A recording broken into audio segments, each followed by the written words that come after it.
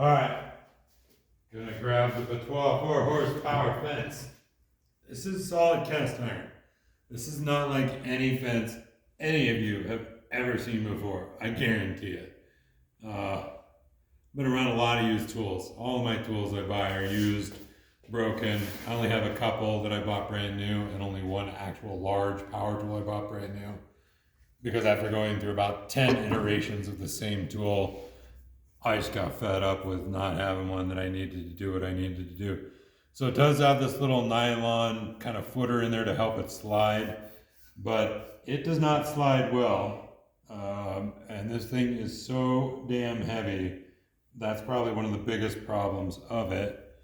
And the locking was just this wheel. There are 0 adjustments. There's no Allen set screws for truing it or squaring it against the rail. I made some modifications to this bad boy to make it work a little bit better and a little safer. Actually, I'm not kidding, dude. This is like 35, 40 freaking pounds. It is a ridiculous miter gauge. But I gotta move the camera here to actually get the gauge on the track, or the miter fence on the track. I say gauge a few times, sorry. You can see it's just, okay.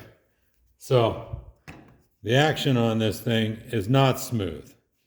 For me to move it smoothly, that's about as smooth as it gets.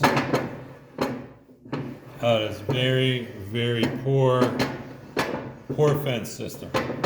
So far my least favorite thing about this is the weight of this and how poorly this fence operates.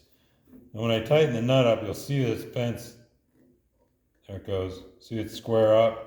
You might not have seen it on camera, but it does square up pretty nicely.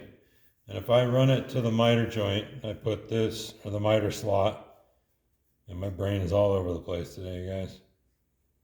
Calling fences gauges and slots, who knows what, I don't freaking know.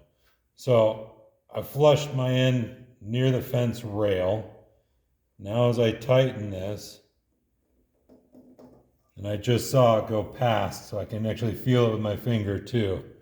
It's going past the actual miter slot. So way down here, there is at least a 1/16.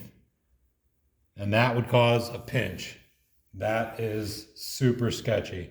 Last thing you want on a non-pulleyed 4-horsepower table saw, meaning no pulley, right? As we've discussed, this thing has no belts, no pulleys. It is direct mounted to the motor.